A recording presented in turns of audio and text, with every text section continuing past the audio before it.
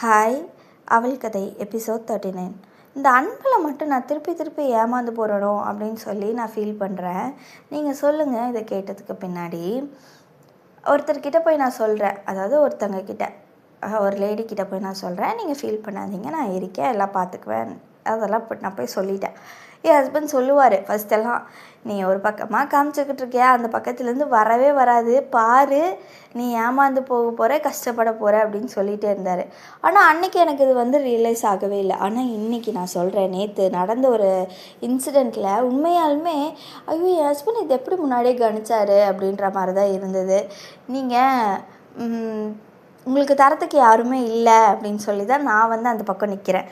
ஆனால் நீங்களும் சீப்ப நீ எல்லாம் யார் அப்படின்னு கேட்குற அளவுக்கு நான் இருக்கக்கூடாதுன்னு நான் நினைக்கிறேன். உங்களுக்கு பிடிச்சா அவங்களுக்கு அன்பு கொடுங்க, இல்லைன்னா அன்பை கொடுக்காதீங்க. என்னை பொறுத்த வரைக்கும் நேற்று நான் கற்றுக்கிட்ட விஷயம் அதுதான். நீ என்னை மதிக்கிறியா, நான் உன்னை மதிக்கிறேன், என் அன்பன் நீ மதிக்கிறியா, நான் அதுக்கு தகுந்த மாதிரி உங்ககிட்ட பேசுகிறேன் பழகிறேன் அப்படிங்கிற மாதிரி இருக்குது. நாளை பின்ன நான் அவங்கள போய் பார்த்து பேசணுன்னாலும் என் மூஞ்சியே நான் சுருக்கி வச்சுட்டு தான் நான் பேசணும்னு நினைக்கிறேன். அவங்க என்ன நினச்சாலும் பரவாயில்ல அப்படிங்கிற ஒரு வாழ்க்கையை தான் வாழணும்னு நினைக்கிறேன். ஏன்னா அன்பை தேடி போய் பிச்சை எடுக்கக்கூடாதுங்க. அது தன்னை போல் கிடைக்க வேண்டியது. ஒருத்தவங்களுக்கு அது ஈஸியாக கிடைக்கிது அப்படின்னா அது அவங்களுக்கு வேல்யூ தெரியலன்னு தானே அர்த்தம். என்ன சொல்கிறீங்க? பாய்.